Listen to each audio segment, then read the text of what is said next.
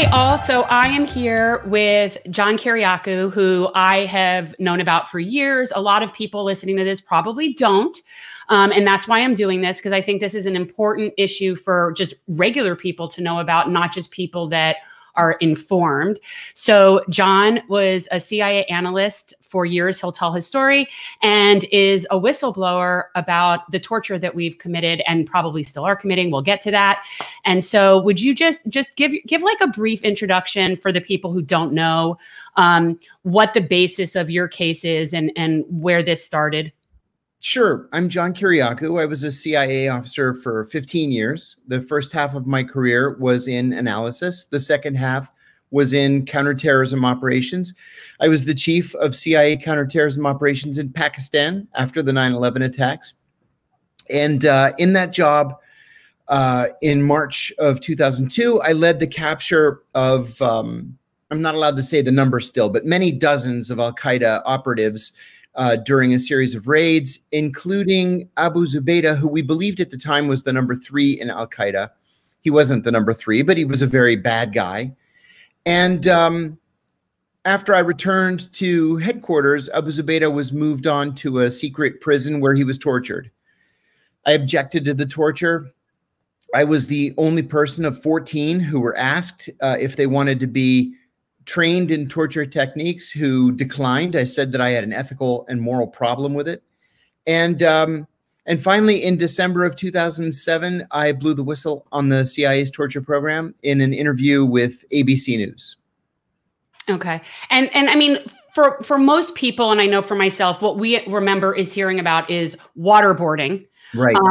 Although we'll get into that, there's a lot of other things as well that are a problem besides just waterboarding. But I want to also talk about the difference between what you were charged with, but what they were really wanting to punish you for, because those are very different things from my understanding. Yes, indeed. And that's actually something that's quite common when the government, when the federal government is going after someone in the courts. So when I blew the whistle, it was in December of 2007. The very next day, the CIA filed something called a crimes report against me with the FBI, saying that I had divulged classified information. The truth is that you are not legally permitted to classify something if it's a crime. And so the Bush FBI, the Bush Justice Department investigated me for a year, from December of 2007 to December of 2008, and then issued something called a declination letter to my attorneys, declining to prosecute me. They said that I had not revealed classified information, and they closed the case. 3 weeks later, when Barack Obama became president, John Brennan, who was an old nemesis of mine at the CIA, was named Deputy National Security Advisor. He later became the CIA director. And he asked the Obama Justice Department to secretly reopen the case against me. And so they investigated me for 3 more years, from January of 2009 to January of 2012. This was pertaining, though, to you outing them for torture, right? This was what they were investigating at the time. Yes, this is what they were investigating at the time. And they charged me with 5 felonies, finally, 3 counts of espionage for the interview, and for a subsequent interview that I gave to the New York Times. And then they charged me with 1 count of violating the Intelligence Identities Protection Act of 1981. I was only the 2nd American ever charged with that crime. And they charged me with making a false statement. My attorneys were never exactly clear on what the false statement was supposed to have been. Well, the truth is that I hadn't committed espionage. As I said, it's illegal to classify a crime. And eventually all 3 of those espionage charges were dropped. And the false statements charge, it was a 5-year felony, that was also dropped. I eventually took a plea to violating the Intelligence Identities Protection Act, because the threat was this. The threat was, if you don't take a plea, we're going to refile espionage charges, and we're going to add 2 obstruction of justice charges, and we're going to ask for 45 years in prison. So you can go to prison for 23 months and give them a victory, or roll the dice. Well, ProPublica, you know ProPublica, the investigative journalism website, they had just done a study in November of 2012 in which they found that the government wins 98.2% of its cases. So do you roll those dice knowing that you have a 1.8% chance of winning, or do you just take the deal and make it go away? I was married, I had 5 kids, so I took the deal. Right. But this was regarding naming someone who you didn't even really name. No. Right. Right. So this is where it gets so interesting. I'm an attorney, so when I hear these things, I have to dig further into it. And so apparently somebody presented you with list of names. And they already knew who the people were, and you simply had confirmed the ID of somebody. But ultimately, isn't that what you were sentenced for? Yeah, that's what I was sentenced for. So this was a journalist who was writing a book, and he sent me a list of a dozen names, and he said, "Can you introduce me to any of these people so I can interview them for my book?" And I said, "I don't know any of these people. I can't help you." He sent me a list of another dozen names and asked me the same question. And I said, "Look, you clearly know this issue better than I do. The kidnapping," he was writing a book on kidnapping. I said, "Kidnapping was not my thing. I don't know any of those guys. I can't help you." Then he said in a third email, "What about," I'm going to say, "John Doe?" Right. John that you mentioned on page whatever of your first book. And I said, and this was the crime, I said, "Oh, you mean John Doe? I don't know whatever happened to him." I said, "He's probably retired and living in Virginia somewhere." And that was it. They got me. Now, he never revealed the name. The name was never made public, but they came down on me like a ton of bricks. So let's talk about that. I think that there is this misunderstanding amongst the general populace that certain administrations are more gentle than others, and some administrations, there is definitely this theory that the blues are much nicer than the reds, right? That's the kinder, gentler version of us. But I want everyone to understand that this all happened to you under the Obama administration. Yeah, and it wasn't just me.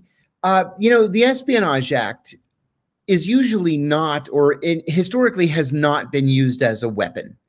Let me tell you a little bit first about the Espionage Act. It was written in 1917 to combat German saboteurs during the First World War. Between 1917 and 2009, it was used 3 times in that almost a century to charge Americans for revelations to the media.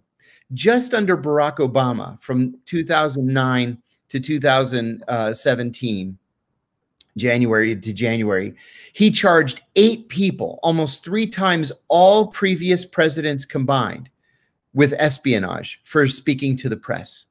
So it was very much used as an iron fist to crack down on he would say leaks, I would say whistleblowing, because again, if something is illegal, it can't legally be classified.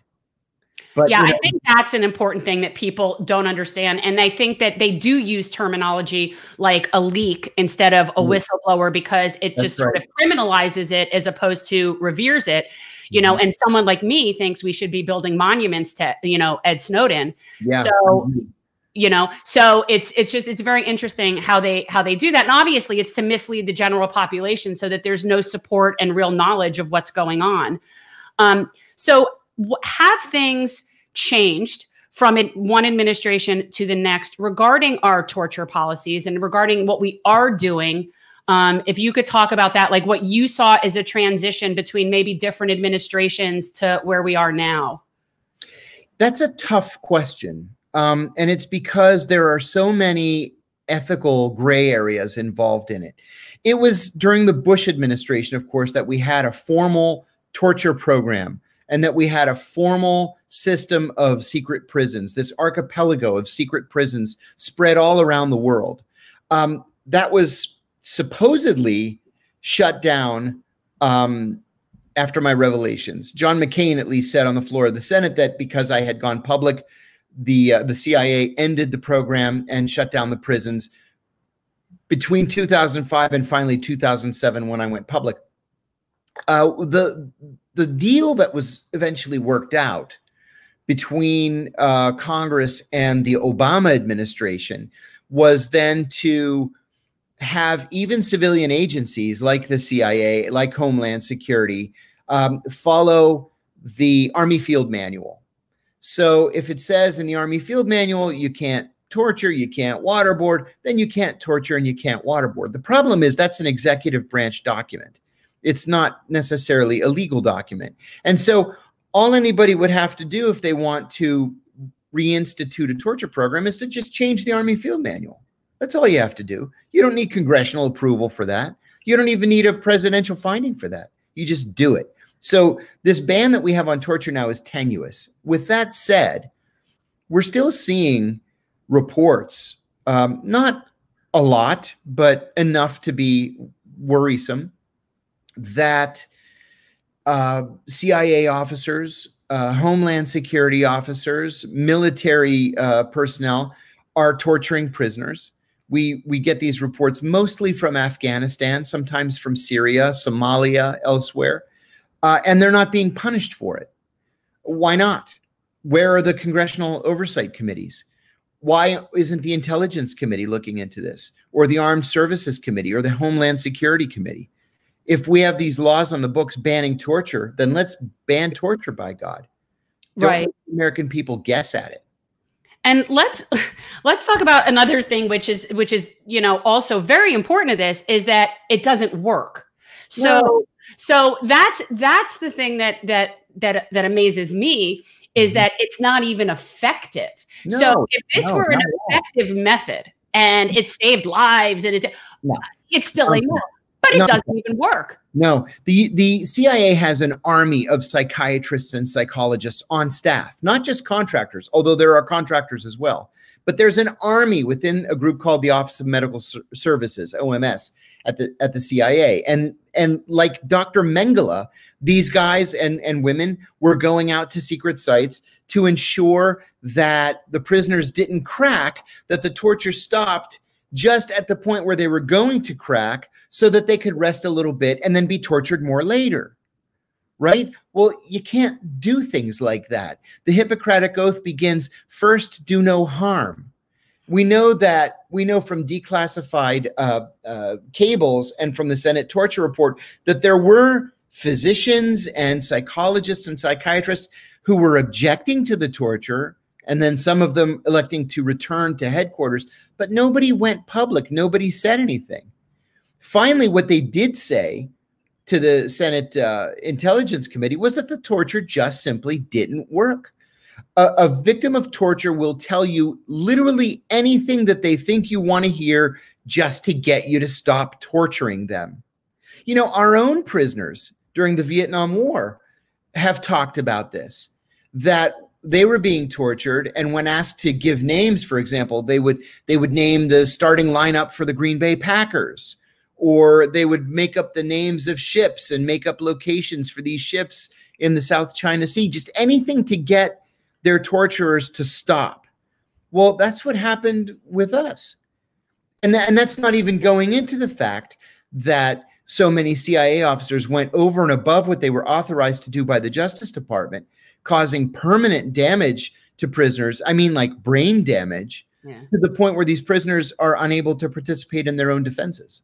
And let's be clear that a lot of these people might not have even been guilty of what they were charged with doing. You know, that's the dirty little secret of this whole program, is most of them actually were not guilty of anything. You see, we had this program in Afghanistan in the immediate aftermath of the 9/11 attacks, that we would pay a bounty for any Al-Qaeda person who a local villager could turn over to us. Well, the thing is if I don't like you, or maybe if I borrowed money from you and I don't want to pay it back, I just go to the Americans and I say, hey, there's an Arab over there. You might want to take him. And then I get my $500 and you get sent to Guantanamo. And it's 3 or 4 years before they figure out that you're actually not an Al-Qaeda figure. You're just some guy who was owed money by this other villager who turned you in. Yeah, I think people don't realize that. And I've been saying this for years, and specifically about Gitmo and the amount of people that are still rotting away there, that have never been formally charged, never given translators, never given a defense, and very likely are people that were just disliked for whatever reason. You know, Abu Zubaydah, I think, is probably the best example of this. He's been incarcerated since March of 2002. So 18 and a half years. Now we're coming up on 19 years. He's never been charged with a crime, ever, with any crime. And when we were going after him, we thought, not only is this guy the number 3 in Al-Qaeda, but he is so incredibly dangerous that just to save the nation, we have to grab him. Well, as it turned out, that wasn't the case at all. Joe Hickman was an Army whistleblower from Guantanamo. Joe Hickman and I wrote a book about Abu Zubaydah called The Convenient Terrorist. And it turns out that what the truth was that there were 2 first cousins, both named Abu Zubaydah. And if you put in one file what both cousins were doing, they looked like a terrorist Superman. Excuse me. A terrorist Superman. Well, they were both moderately bad guys, but not 19 years in prison bad guys. Right. Now, one of them escaped. He was actually in the United States. He was in Montana. And when he realized we were looking for either him or his cousin, he didn't know. We didn't know. He fled to Jordan. We never heard from him again. But Abu Zubaydah in Pakistan had opened an Al-Qaeda safe house called the House of Martyrs in Peshawar. And he had opened and managed both of Al-Qaeda's training camps in southern Afghanistan in Kandahar province. He was a logistics guy. If you needed a fake passport to get home, if you needed money or a ticket, he'd be the guy to get you out. If you wanted to come and fight the Americans, he would be the guy to send you to the House of Martyrs and then vet you. But he never joined Al-Qaeda. He was never a member. He never pledged loyalty or fealty to Osama bin Laden. And after 19 years in prison and 3 of those years of being mercilessly tortured, he still hasn't been charged with a crime. My position is, whether we like his politics or not, he is entitled to the same constitutional protections that the rest of us are. And if you're not going to put him in front of a jury of his peers and charge him with a crime, then you need to release him. Yeah, I've been saying that since 9/11 and we started rounding everybody up. And Yes. I had heard stories of people stuck in incarcerated and they weren't even given translators. So then, you know, I can't even imagine how horrifying that is, especially if it is someone that really has nothing to do with anything and they just get swept up in this. So then why, if we know that torture doesn't work, right? Why is it being done? Why are people like Gina Haspel still able to just sort of be out there and doing what they're doing? You know, because it makes us feel better. It makes us feel like, first, that we're getting something done. And second, it gives us a sense of vengeance, where we've avenged those 3,000 deaths. We haven't. It's a burden on us, a torture program. It cheapens us, and it makes us less of a people, of a nation, I believe. But then, you know, I'll tell you a funny little anecdote. I was friendly with a CIA psychiatrist. We're still friends. And he told me once that the CIA actively seeks to hire people who have sociopathic tendencies, not sociopaths. Sociopaths are impossible to control, right? Because they don't have a conscience. They blow right through the polygraph exam because they don't feel guilt about anything. The problem is that because they don't feel guilt, because they blow through a polygraph exam, it's almost impossible to prevent them from making their way through the process. And so the CIA is full of sociopaths. I would venture to say, and I'm not a psychologist, but I'm not an idiot either. I would venture to say that there are a good number of psychopaths at the agency as well.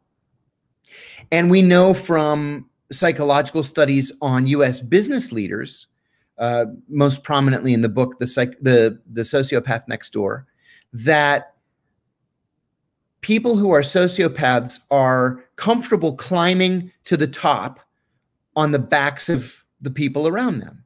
And so just like in a Fortune 500 corporation, the sociopaths and psychopaths at the CIA claw their way to the top. And so they're the ones who come up with the idea of a secret prison system and a torture program and waterboarding and sleep deprivation and cold cells where people freeze to death. And, you know, they're the ones that implement these programs. Yeah, it's really horrifying, but I sort of see that as the same way I see law enforcement, in that there's like these policies that are definitely, in law enforcement, it's more racist policies. I guess in, you know, international, it's just, you know, we're the big bad wolf of the world policies. And then they find people that are so willing to impose those policies. They find people that are drawn to these things to be able to do that. So it just keeps it going, is what it seems like, you know, to me. I couldn't agree more. I think we do see it in not just police departments across the country, but we see it among prison guards. Prison guards, remember, don't get me started on this tangent. No, I have a whole segment for you about criminal justice and incarceration. Good. So we'll get to the ones who couldn't cut it in the local police academy. They're the bottom of the barrel of the so-called law enforcement group. So they're basically the sociopaths that couldn't cut it with the big boys. That's right. So they get, yeah. I mean, I always thought of that too. And also like highway patrol. Those are always the people that I think of as just could not quite make it in law enforcement. So this obviously for me brings up thoughts of when we talk about whistleblowing about Julian Assange and what he's going through right now. And to me, I've viewed this for a long time, that if we actually do extradite Julian Assange and try him for espionage, we're basically ending our First Amendment. Like that's without a doubt. This is like a direct attack on the media. Yes, without a doubt. And shame on the Washington Post, the New York Times, the Wall Street Journal, and others for not leaping to his defense, because they're next. Yeah. If Julian Assange is convicted, he's going to be tried in the Eastern District of Virginia if he's extradited. If he's convicted, then every working journalist in America is going to be a target. Yeah, it's extremely scary. And not only are they not covering it, it's almost like they're covering it up. Yes. I have noticed that for years. I've been very well versed in what's going on with Julian. I've been following this for probably 8 or 9 years now. And it's just out of control what's going on with him. And it's similar to what happened to you, in that what they're really wanting to get him for is not how this all ended up getting wrapped up for him. He ended up, I mean, they charged him with like sexual assaults that were bogus and like ridiculous stuff. Yeah, that's a strategy. They do that now. It's a strategy that they've developed after I was arrested and Tom Drake was arrested and Chelsea Manning and Ed Snowden. They developed this policy where they will charge you with sexual impropriety of some sort. Look at people like Matt DeHart, for example, or the Vault 7 whistleblower. What they'll do is charge you with, let's say, child porn or sexual assault in the case of Julian. And then when they come up to trial, they drop it and they say, oh, no, our bad. There was no child porn on the computer. We made a mistake. That's what they did with Matt DeHart. They incarcerated him because they said they found child porn on his computer. There was no child porn. It was completely made up. Completely and totally made up. Now they're telling us that we should believe that there's child porn on the Vault 7 whistleblower's hard drive, or that Julian raped 2 Swedish women. And then, no, that falls apart. But, you know, he's a really bad guy otherwise. You know, he leaked all this information. I still can't figure out how you can charge somebody that's not a U.S. citizen under the Espionage Act. Nor do I. Isn't that, I mean, is it, Julian's an Australian national. Right. And so how can he be, I mean, and I'm an attorney, so I look at this and I'm like, how does he have any responsibility to protect our country, even if he was doing what they said? I mean, why is he even, why do we have any say so about what Julian Assange does? Yeah, that's right. He's under no legal obligation to protect national defense information. None whatsoever. In fact, he's a journalist. He's won journalistic awards. And this is why I say, if he's convicted, then every national security reporter in America is going to be a target. You know, interesting enough too, as you mentioned, Julian is an Australian citizen. I've given many interviews to Australian journalists about Julian and his case, and no one ever asks me about the efficacy of a prosecution using the Espionage Act. It's like nobody's thinking about it. Nobody's talking about it. He should never have been charged in the first place. Now, Chelsea Manning was charged with multiple counts of espionage. And that's different. That's different. Yes. That's different. And the FBI and the CIA maintain that Julian solicited the information and then assisted Chelsea in hacking into the system. There's no evidence that that ever happened. No, I mean, they held her for how long, trying to get her to basically say, "Oh, Assange is who guided me to do this," because that's what they want. And she's tough. She didn't. She's. That's another one that I feel like as a citizen in this country, we can't pay her back enough. Like I don't know how people can have anything but admiration for her, and yet mad respect for Chelsea Manning. I know Chelsea relatively well, not very, very well, not like, you know, Tom Drake or Ed Snowden or some of the others, but Chelsea is disarming because she's very soft spoken. She's very down to earth. She's not an imposing figure in any way. And then she is tougher than 99.9% of the men that I know. Yeah. Will not buckle to the Justice Department. I have crazy respect for that. Yeah. Because most people would just cave. If they say, look, just testify against Julian or you go to prison. Her response is, lock me up. Yeah. I'm not saying a word. Yeah. And she puffs it out until the bitter end. It's crazy. So why did they finally release her this time? The only reason they released her, there was a lot of public pressure. It wasn't the public pressure that got her released. It was the fact that, well, it was two things. One, the judge finally came to an understanding that she really was not going to testify, period. She just wasn't going to testify. And the other thing was that the prosecutors were not going to add any more charges against Julian for which they would need Chelsea's information to support. And so finally the judge said, just let her out. It's just unbelievable. But without that, they really don't have anything, which then I still don't understand how they're going to have a legitimate case against him. No, I don't see. There's got to be one juror out there who is going to have the fortitude to stand up and say, this is. I hope so. I hope so. You know what, though?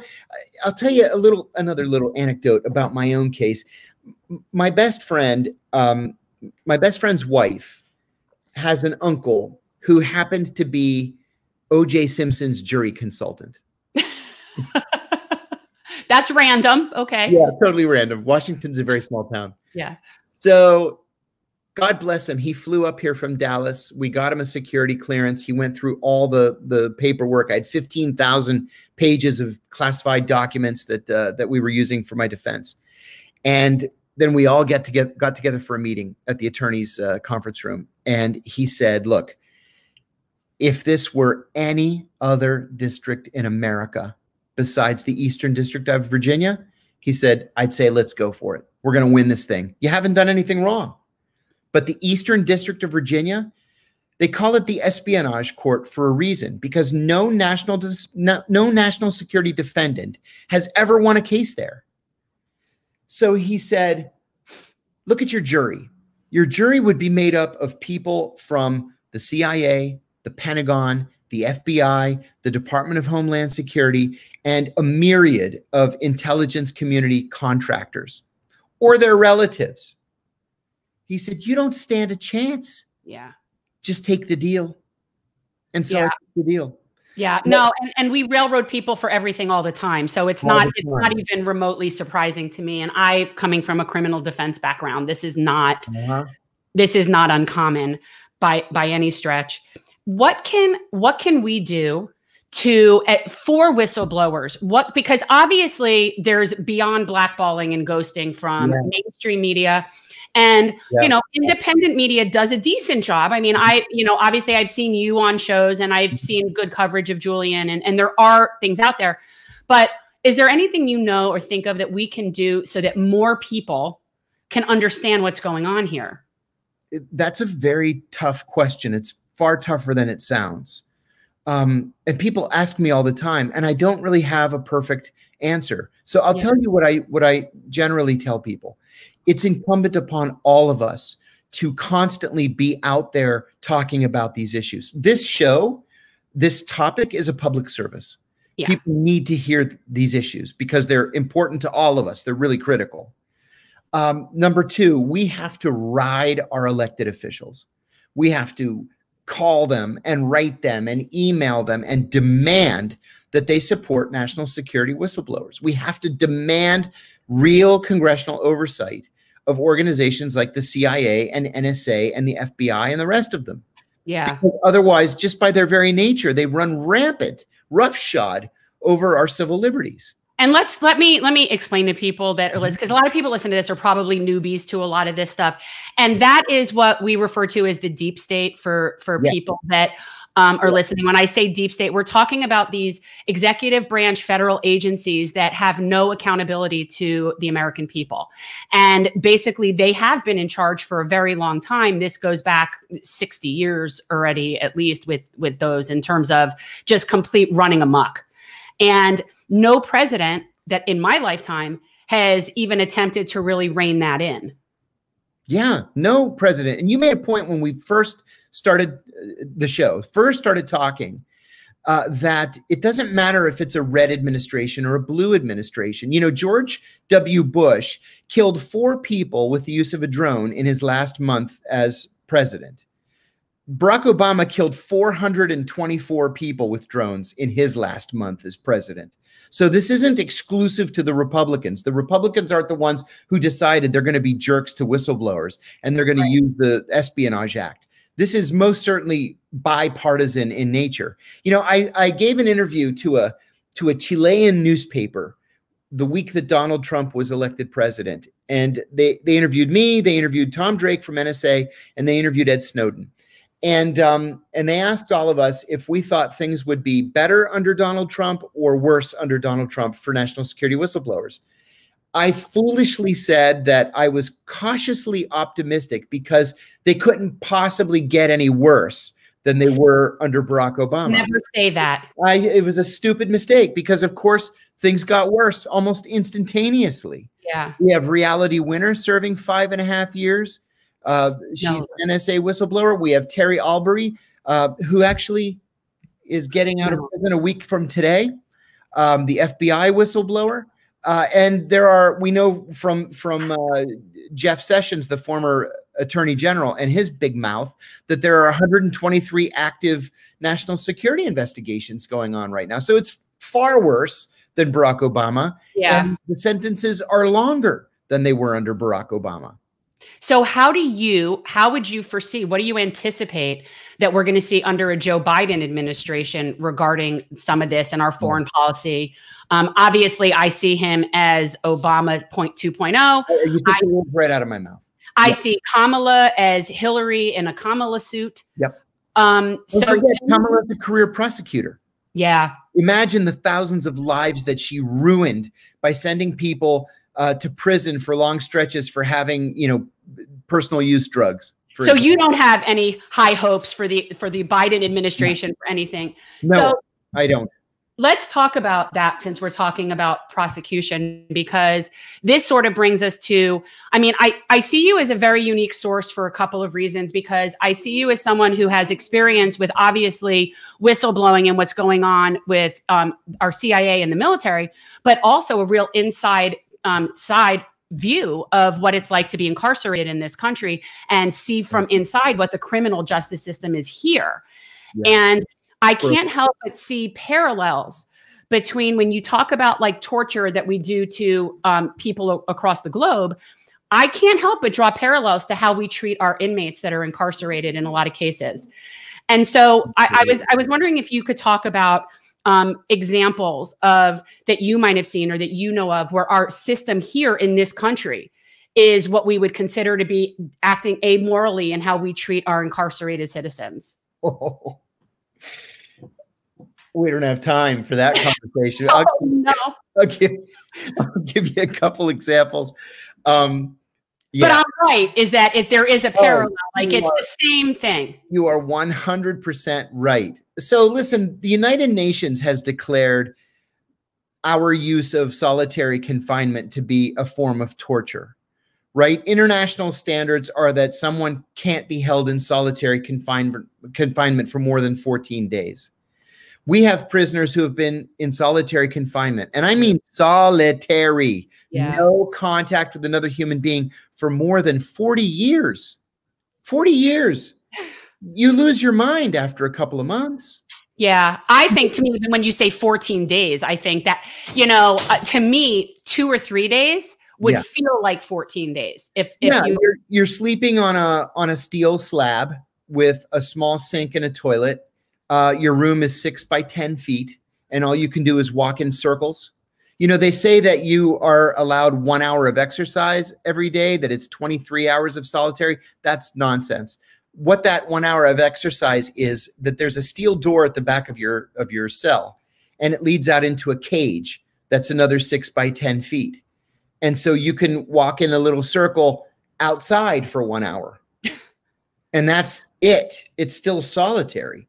So you have people losing their minds constantly. And don't forget that psychological studies that have been published as recently as a year and a half ago have found that 85% of incarcerated Americans suffer from some sort of mental illness, most commonly antisocial personality disorder.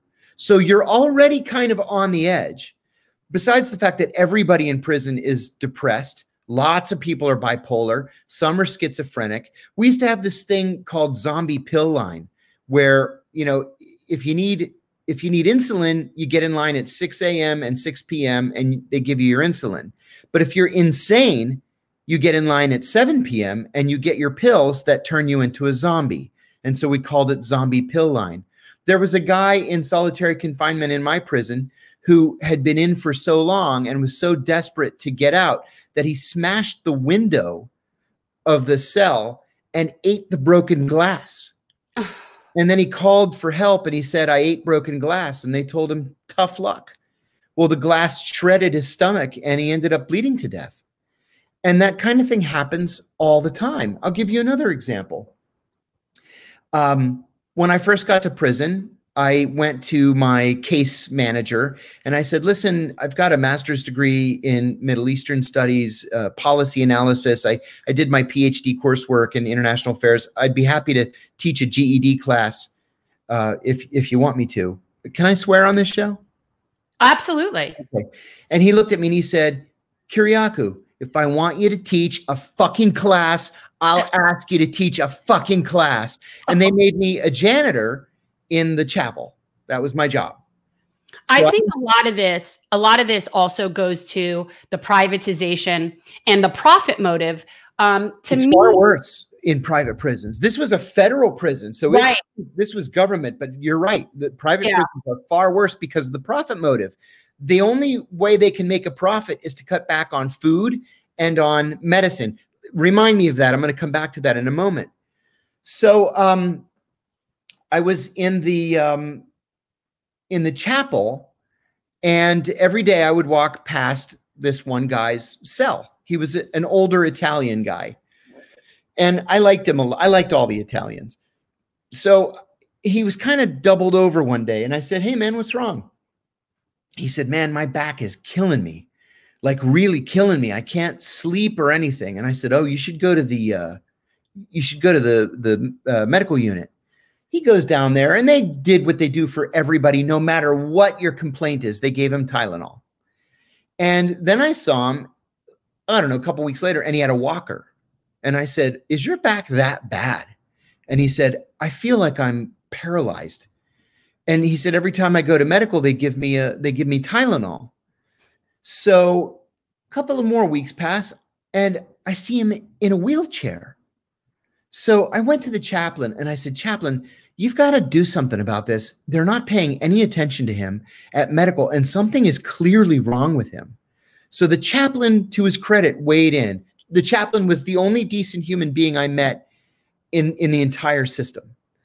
And so he went and he said something to medical, and finally, after like 6 weeks, medical took him out to a hospital for an x-ray, and he had stage 4 spinal cancer, and he applied for a compassionate release so that he could die at home.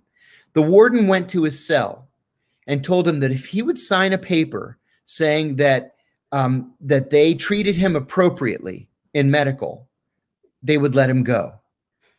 Well, he knew he was a dead man. He only had a couple of days left. And he wanted his wife and his children to be able to sue the system for killing him, which is what they did. And he refused to sign, and they wouldn't let him go. He died in his bunk. And that's typical of what's going on there. Typical. Yeah, I think, and a lot of it is racially motivated in our criminal justice system from start to finish. I mean, most obviously we have higher amounts of incarcerated people of color than percentage of people of color. Yes. So it's very disproportionate. And that's something I think that I see it at every level. Is that something that you experienced when you were inside? Without a doubt. My prison was typical of the demographic breakdown in the federal prison system. It was roughly 50% Black, 30% Hispanic, and 20% white. And most of the whites were pedophiles. So that was absolutely typical of the entire system. And how were you there? How does someone like you get on there? I mean, clearly you're not the typical inmate, although with the amount of whistleblowers that do get, I mean, you might start to have more company in there, but right, yeah.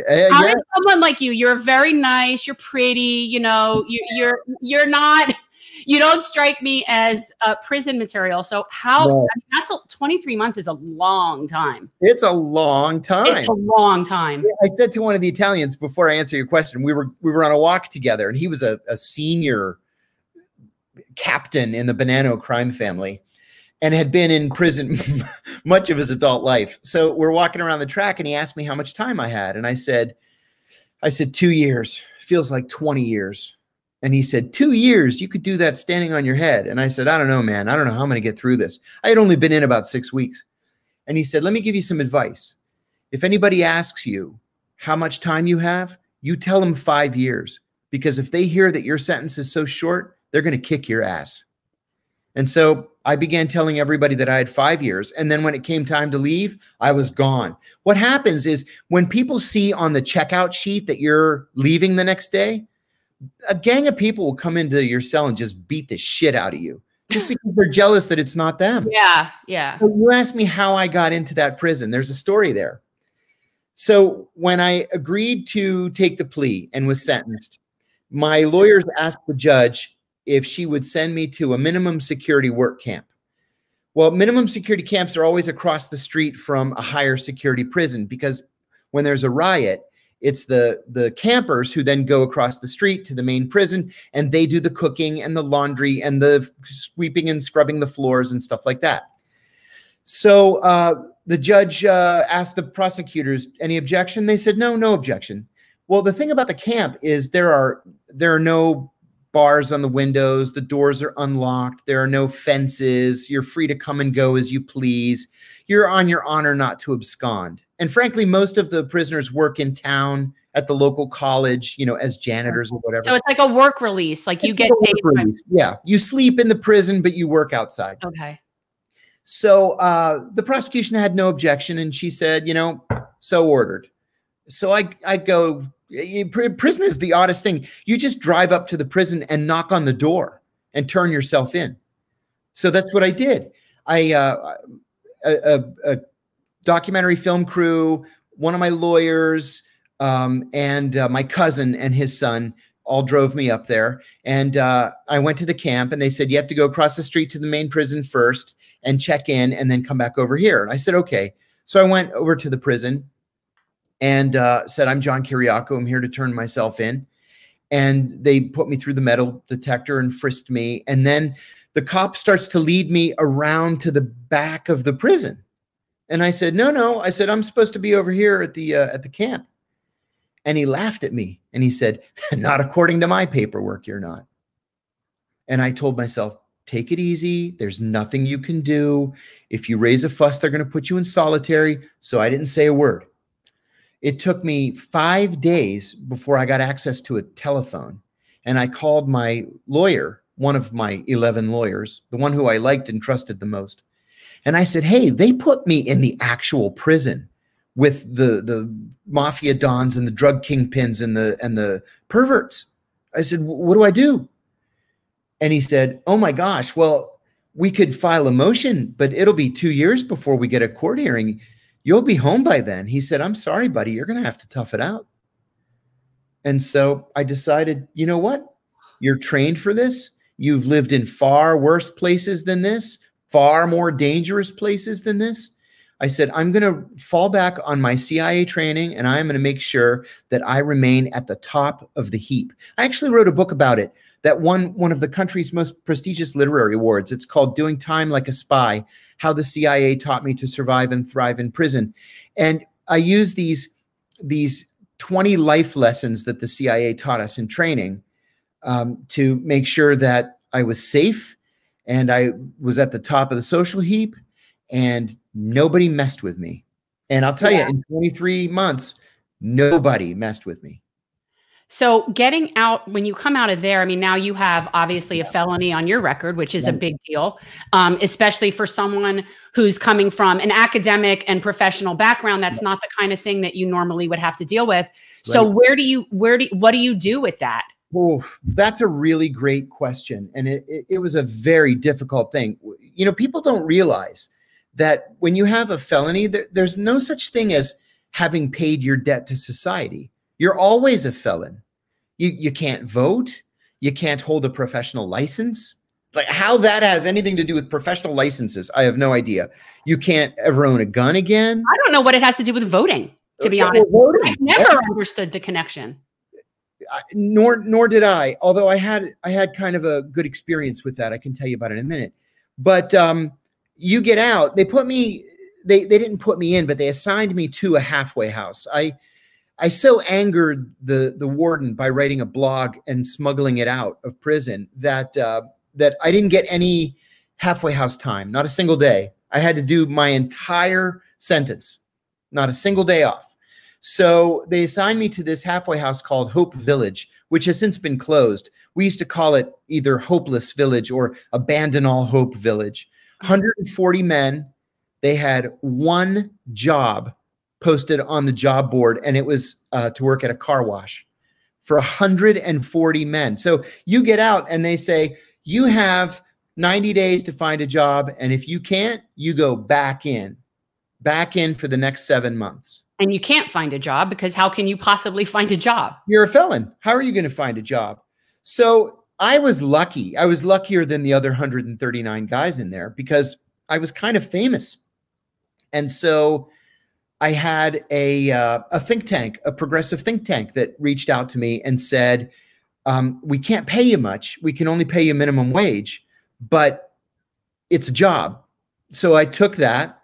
And then after 6 months, I had to raise the money for my own salary. So I was doing like GoFundMe and all this silly stuff just to make minimum wage. Well, minimum wage didn't put food on my table, you know? No. And so I sort of bounced around from job to job. I ended up getting a job as a radio host, which was a good fit for me and gave me the best health insurance I ever had in my life. But it wasn't enough money to really make a living. And then finally my wife said, screw this, I'm out of here. And she took off.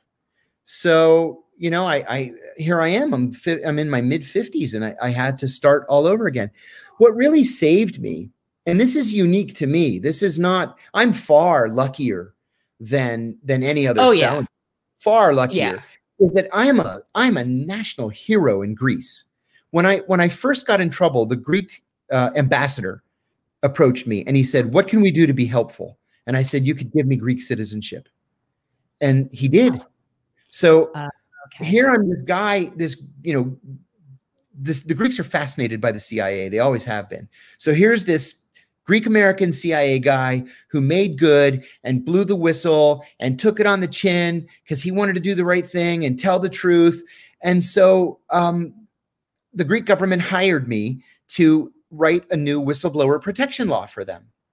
So I went to Greece 5 times in 2015. We came up with the whistleblower protection law, and we presented it to the European Parliament in Brussels. So I testified twice in Brussels before the Parliament, and they passed it into law. And then the Greek Parliament passed it into law. And now it's the law of the land for the entire European Union. Well, this was covered in the news in Greece. Oh, here's John Kiriakou again. I'll tell you a funny story. I arrived at the airport, and I hadn't shaven, and my hair was like this because I was flying coach. And I get off, and I come out of the doors from customs, and there are all these camera crews with their cameras, right? And I turned to look to see, oh, there must have been somebody famous on my plane. And then they run up to me, and I actually started to laugh. Like you were like, what is this? Yeah, I look terrible. And why would you guys want to talk to me? Well, they wanted to talk about this whistleblower protection law because there was a big scandal. A whistleblower blew the whistle on the Minister of Defense. He had taken bribes from Siemens, and it was the first time that the law was actually being used in court. So after that, I got so much press coverage from that a consortium of Greece's 4 wealthiest families put together a private equity fund, like a hedge fund, and they asked me to run it. And so I've been doing that since August, and I finally made it in life and, made my big comeback, but I'm still a convicted felon here. Yeah. I still get you're Greek. It's a good thing you're Greek, huh? It's a good thing I'm Greek, because if I wasn't Greek, I'd still be making minimum wage someplace. Right. So the Greeks, they saved you. Yeah, they did. They saved me. I'm so indebted. How can we get some sort of thing like whistleblower protection here? How do we get that here? That's a great question. So we have a whistleblower protection law. It was written by Chuck Grassley, the senior senator from Iowa, but it exempts national security whistleblowers from its protections. It exempts them. So if you work for the Department of Agriculture, then go ahead, blow the whistle. Go ahead, go for it. You're going to get a big reward. You're going to get a nice write-up in the Post. But if you work for CIA, NSA, NSC, DIA, you better keep your mouth shut, or you better know exactly what you're doing and have your eyes open going into this thing. So what we can do, again, is we have to demand of our elected officials that they include national security whistleblowers in the protections of the Whistleblower Protection Act. Yeah. That could be on my new mission, my new to-do list. Very good. I'm acquiring a little bit of a to-do list as I go. And coincidentally, I also am acquiring a fairly long burn list as I go too. So those are happening in tandem. It's kind of exciting. So I don't want to keep you. I appreciate this so much. I watched you. I cannot remember the first time I saw you. I want to say it was 4 years ago or so. Yeah. And I actually wrote your name down. Now, this was long before I ever ran for Congress or anything. And I started acquiring, and you weren't the only person whose name I wrote down. So anytime I would see somebody on one of my shows that I thought was a valuable source of information, I would write their name and what they knew about. And I ended up after months with this 4-page source list of people, which is pretty impressive. I must say. Yeah, it's awesome. And so you were one of the first people on my source list. And this was 4 years ago. Excellent. And then how I knew who you were, aside from that, was I have a Facebook friend that's one of your real life friends. Really? Yes. You have a friend in real life who I've never met in real life, but she's like my sister from another mister on Facebook. Okay. Off the air, you have to tell me who it is. Okay. I'll tell you. But anyway, so I actually had reached out to her and I said, do you think he'd be interested? And she's like, sure, just send him a message. And I had messaged you before about something else, I think having to do with, do you think Jeffrey Epstein's really dead? Oh. And because you're on my source list. If you're on my source list and I have a question, I'm coming, that's what that's for. So I'm like, okay, I don't think he's dead. I think if he were dead, we'd be watching 24/7 of Clinton porn. He would have that all out there. But you made me feel pretty sure that he is in fact deceased. I think he is. I think he is. I think it was ugly the way he went. And I think that there's a lot of bad shit behind it. But you think he's dead? Like we're not going to talk about the method of death. Right. But yeah, I do think he's dead. Yeah. All right. Well, thank you so much, John, for coming on here. My pleasure. My pleasure. I'll end the recording so I could talk a little bit, but I really appreciate it. To everybody, we will attach at the bottom. We will attach links to the books that were referenced in this, and so please feel free to check that stuff out. And thank you, John Kiriakou. Thank you for having me.